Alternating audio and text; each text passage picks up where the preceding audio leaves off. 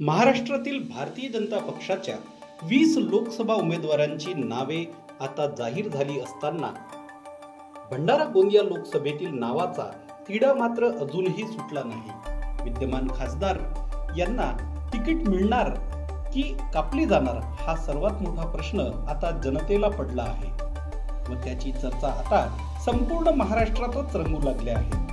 उत्सव लोकशाहीच्या या विशेष लेखाच्या माध्यमातून आपण जाणून घेऊ भंडारा गोंदिया लोकसभा क्षेत्रातील राजकीय परिस्थितीचा आढावा।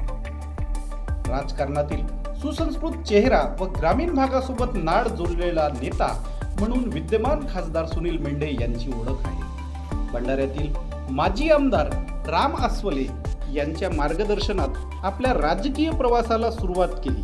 बांधकाम व्यावसायिक म्हणून त्यांची ओळख आहे। भंडारा गोंदिया लोकसभा क्षेत्रात भारतीय जनता पक्षाचे इतरही उमेदवारांची दावेदारी असली तरी या 7 कारणांमुळे सुनील मेंढे यांची उमेदवारी निश्चित केली जाऊ शकते।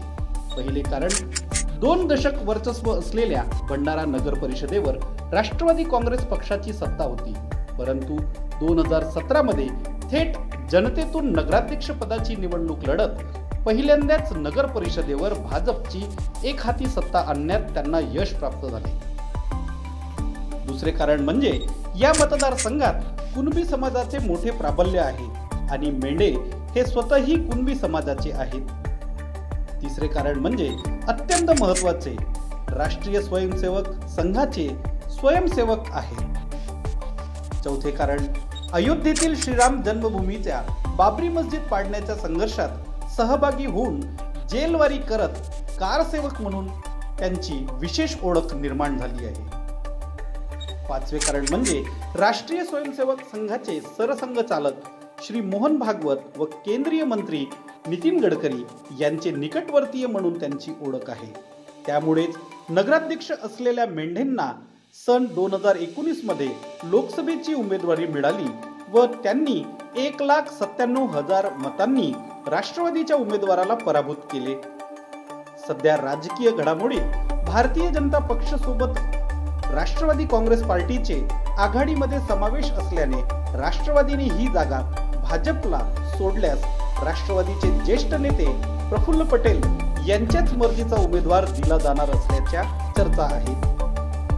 त्यामुळे 6वे कारण प्रफुल्लभाई हे देखील या समीकरणात राजकीय दृष्ट्या जड न होणारा उमेदवार म्हणून सुनील मेंढे यांना आशीर्वाद देऊ शकतात। 7वं कारण म्हणजे भंडारा विधानसभेचे आमदार नरेंद्र भोंडेकर यांचे सुद्धा राजकीय पाठबळ विद्यमान खासदार सुनील मेंढे यांना असल्याचे त्यांनी एका सभेदरम्यान बोलून दाखविले आहे। शिवाय विद्यमान खासदार म्हणून लोकसभा क्षेत्रात मेडिकल कॉलेज असो की चिन्नोर तांदळाला GI टॅगिंग, गोंदिया येथील 106 लोकांना पट्टे मिळवून देण्याचे काम, दोन्ही जिल्ह्यात अनेक रस्त्यांचे काम त्यांनी केले। जलजीवन मिशन अंतर्गत गावागावात पाणी पुरवठ्याच्या मोठ्या योजना कार्यान्वित केल्या।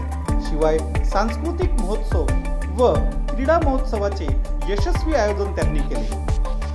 22 जानेवारीला अयोध्या येथील श्रीराम मंदिराच्या प्राणप्रतिष्ठेच्या पार्श्वभूमीवर भंडारा गोंदिया जिल्ह्यात रामरथ काढणारे महाराष्ट्रातील ते पहिलेच खासदार आहेत। या सर्व गोष्टींमुळे पक्षश्रेष्ठींना सुनील मेंढे यांचा नावाचा विचार करावा लागेल असे दिसून येत आहे।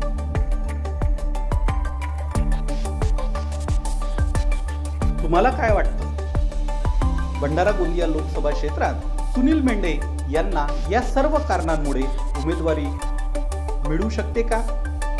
आपले मत कमेंट बॉक्समध्ये नक्की लिहा व महाराष्ट्र लाईव्ह न्यूजच्या चॅनलला सबस्क्राईब करायला विसरू नका। बनवा व्हिडिओ, पाठवा व्हिडिओ, आम्ही तुमच्या न्याय व हक्कासाठी लढा देऊ। ताज्या बातम्या व घडामोडींसाठी पाहत राहा फक्त महाराष्ट्र लाईव्ह न्यूज। आजच आमच्या चॅनलला सबस्क्राईब करा, शेअर करा, कमेंट करा आणि हो, बेल आयकॉन दाबायला विसरू नका। जय महाराष्ट्र।